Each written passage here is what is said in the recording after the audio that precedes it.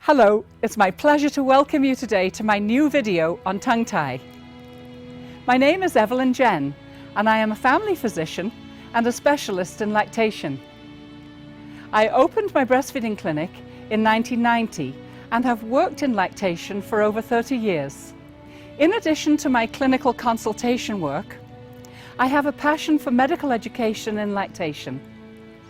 I teach medical residents, I speak at conferences, and I develop teaching materials such as this to educate on a wider level. Since the last video, more doctors and midwives have accepted and performed frenotomy, but still the majority of my patients come to the clinic either unaware that their baby has a tongue tie or have been told there is a tongue tie, but that it will not be a problem. There are those who feel we should wait to see whether a problem arises. I find this outlook inconsistent with all of my training and clinical experience. Preventive medicine is the very best medicine. Breastfeeding is based on this philosophy. All our medical screening, vaccination programs, health education, smoking cessation, etc. is founded on reducing the risk of suffering. So why, in view of the safety profile of frenotomy, should we wait until a problem arises? Untreated, most will not breastfeed well, or indeed at all. The occasional baby whose mother has a large free-flowing supply and perfectly shaped flexible nipples may do well. But some come in at a few months and wish release simply for speech concerns, but often report improved breastfeeding after frenotomy.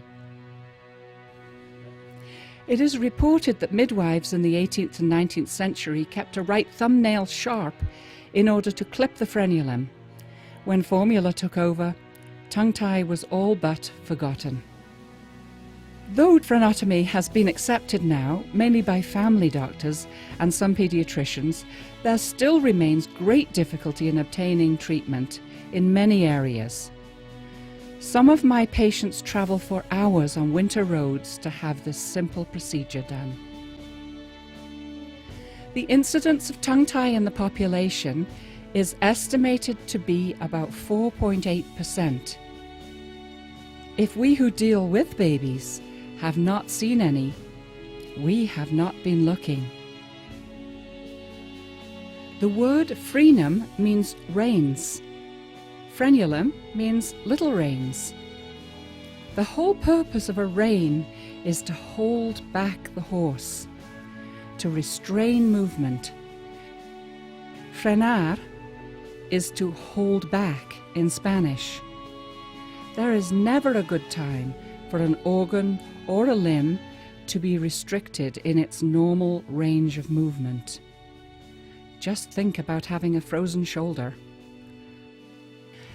Embryological development is a series of changes in which organs develop by growth and by regression. For example, the formation of the spaces between our fingers. Regression or disappearance of tissue is called apoptosis. In the first trimester, pharyngeal arches form and reform to create the lower face and neighbouring areas. The space under the tongue is opened up by apoptosis.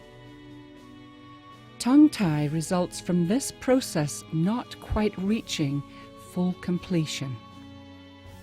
Therefore, tongue movement is limited and may require frenotomy.